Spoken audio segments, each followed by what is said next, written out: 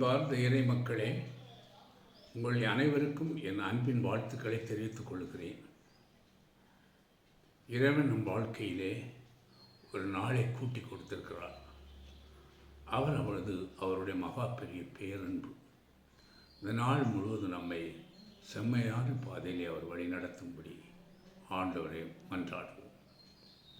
அருமையானவர்களே, இந்த நாளிலே தியானத்திற்காக நமக்கு கொடுக்கப்பட்டிருக்கிற வார்த்தை மார்க்கு சுவிசேஷம் 11வது அதிகாரம் 24வது இறை வார்த்தை. அது எவ்வாறு கூறுகிறது? ஆகவே உங்களுக்கு சொல்கிறேன், நீங்கள் இறைவனிடம் வேண்டும் போது இவற்றையெல்லாம் கேட்பீர்களோ அவற்றையெல்லாம் பெற்றுவிட்டீர்கள் என நம்புங்கள், நீங்கள் கேட்டபடியே நடக்கும். இது ஒரு அருமையான இறை வார்த்தை. அருமையானவர்களே, இறைவன் பால் நம்முடைய நம்பிக்கை வளர்த்துவது.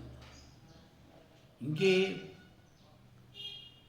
சுவிசேஷ மார்க்கு ரொம்ப தெளிவாக அதை எழுதுகிறார் பாருங்கள். நீங்கள் இறைவனிடம் எவற்றையெல்லாம் கேட்பீர்களோ அவற்றை பெற்றுவிட்டீர்கள் என நம்புங்கள் என்று சொல்கிறார். பல நேரங்களிலே நாம் ஆண்டவருடைய பாதத்தில் வந்து நம்முடைய பிரச்சனைகளுக்கு, நம்முடைய கவலைகளுக்கு, நம்முடைய கண்ணீர்களுக்காக வேண்டுதல் செய்கிறோம். ஆனால் கண்ணீரோடு வேண்டுகிறோம். வேண்டுதல் முடிந்தவுடன் மறுபடியும் இது நடக்குமா நடக்காதா? இறைவன் எனக்கு இதை செய்வாரா செய்ய மாட்டாரா என்ற ஒரு சந்தேகம் எழுகிறதை நாம் பார்க்கிறோம். பலருடைய வாழ்க்கையில் இது இருக்கிறது. நம்பிக்கையோடு வருகிறார்கள், வந்து சிறுவன் பாதத்தில் இருந்து சத்தம் போட்டு கேட்கிறார்கள். ஆனால் திரும்பி போகும்போது வழியிலேயே நடக்குமோ நடக்காதோ என்ற சந்தேகத்தோடு செல்கிறார்கள். இங்கே வேதம் நமக்கு சொல்கிறது, நீங்கள் இறைவனிடம் வேண்டும் போது எவற்றையெல்லாம் கேட்பீர்களோ, அது இதென்று சொல்லவில்லை. இந்த காரியம் அந்த காரியம் கூட சொல்லவில்லை. எதையெல்லாம் கேட்கிறாயோ, எதெல்லாம் உனக்கு நன்மையாக கேட்கிறாயோ அதை அவர் தந்து விட்டார் என்று நீ விசுவசி என்று சொல்வார். கண்பார்ந்த சகோதரனே, எப்பொழுது இறைவனை நம்பி வருகிறாயோ, எந்த காரியத்துக்காக வருகிறாயோ அந்த காரியத்துக்காக நாம் நம்பிக்கையோடு ஏறெடுக்கிற மன்றாட்டு கிடைத்து விட்டது, கிடைக்கும் என்ற உறுதியோடு நீ செல்ல வேண்டும். அதுதான் நம்பிக்கை பற்றி சொல்லும்போது அவர் சொல்வார், நம்பிக்கை என்பது காணாத ஒன்றின் பால் வைத்து ஐயமற்றது, கிடைக்கும் என்ற உறுதி. நாம் கேட்பது கிடைக்கும் என்ற உறுதி, காணாத ஒன்றின் பால் ஐயமற்ற நிலை என்று சொல்வார். எனவே நாம் கண்ணில் காணாத இறைவன் பால் அவர் இருக்கிறார் என்று, அவரிடம் வருபவர்களுக்கு கேட்பதையெல்லாம் கொடுப்பார் என்று நாம் விசுவசிக்கிறோம். அந்த விசுவாசத்தை நாம் கேட்பது கிடைத்து விட்டது என்று நாம் உணர வேண்டும்.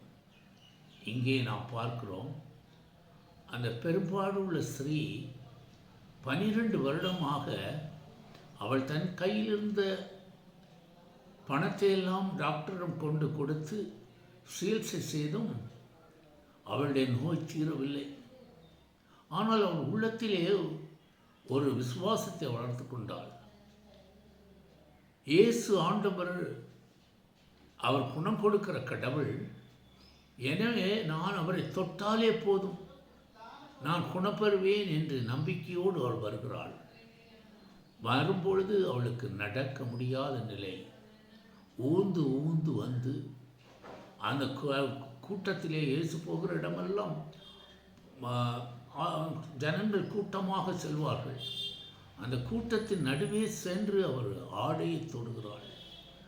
எனக்கு குணம் கிடைக்கும் என்ற நம்பிக்கை அவள் உள்ளத்திலே இருந்தது. கிடைத்து விட்டது என்று விசுவசிக்கிறாள். எனவே அவள் தொட்ட உடனேயே அவள் உடலிலே அந்த மாற்றம் ஏற்படுகிறது. அந்த வியாதி குணப்பட்டது. எனவே அருமையான சூழலே நாம் ஒரு காரியத்தை அவள் மாத்திரம் அல்ல, யாயிர் அவன் தன்னுடைய குழந்தை இறந்து மறுத்துவிட்டது என்று எல்லோரும் சொன்ன பொழுதும் அவன் நம்பிக்கையை விடவில்லை.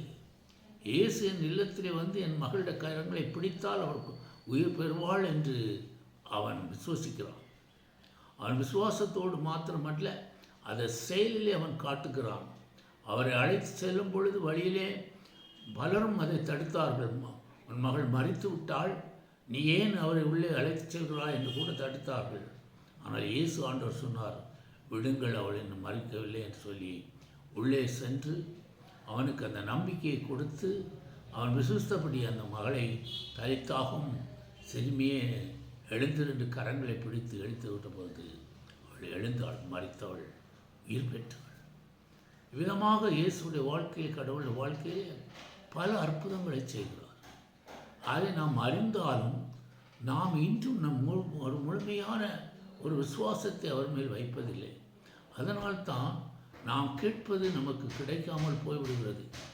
இருமனமுள்ளவர்கள் கடவுளையிடம் எதுவும் பெற வேண்டும் என்றால் அவர் நினைக்காதிருக்கட்டும் என்று சொல்வார். இருமனமுள்ளவர்கள் இறைவனதை பெற்றுக்கொள்ளலாம் என்றால் அவர்கள் அப்படி நினைக்காதிருக்கட்டும் சொல்வார்.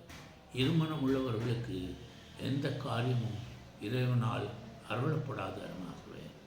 நாம் வேண்டும் பொழுது நாம் கேட்கிற காரியம் நமக்கு நடக்கும் என்ற உறுதியோடு, அந்த உறுதியான நம்பிக்கையோடு நாம் கேட்கும் பொழுது நாம் வேண்டுகிற வேண்டுதல் ஆண்டவர் அது நம்முடைய வாழ்க்கைக்கு சரியாக இருந்தால், நம்முடைய வாழ்க்கைக்கு அது நன்மை பயக்கும் என்று தெரிந்தால் நிச்சயம் அவர் கொடுப்பார், நிச்சயம் கொடுப்பார்.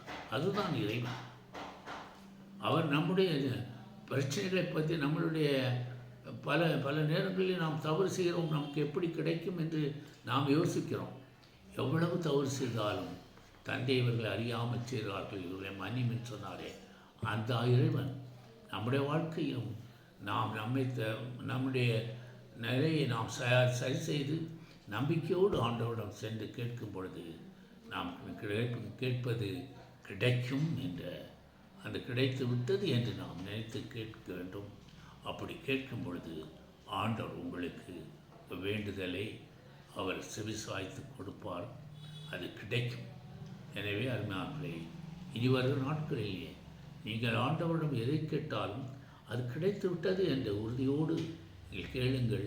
நிச்சயம் நீங்கள் ஆண்டவரிடமிருந்து அருளை பெறுவீர்கள், அவருடைய உதவியை பெறுவீர்கள். அவர் உங்களை நல்ல வழியிலே வழிநடத்தி நல்வாழ்வை கொடுப்பார் என்று நாம் விசுவசிப்போம். அன்பான ஆண்டவரே, கேளுங்கள் உங்களுக்கு கொடுக்கப்படும், தட்டுங்கள் திறக்கப்படும், தேடுங்கள் கண்டடைவீர்கள், கேட்பவர்கள் எல்லோரும் பெற்றுக்கொள்கிறார்கள் என்று சொன்னீர். ஆண்டவரே, எங்கள் வாழ்க்கையில் உங்களிடம் கேட்கிற ஒவ்வொரு காரியத்தும் நாங்கள் கிடைத்து விட்டது என்று உறுதியோடு நாங்கள் கேட்டு அதை பெற்றுக்கொள்ள ஆண்டவரே நீர் எங்களோடு செயலாற்றும்படியாக இயேசு நாமத்திலே மன்றாடுகிறேன். ஆமென்.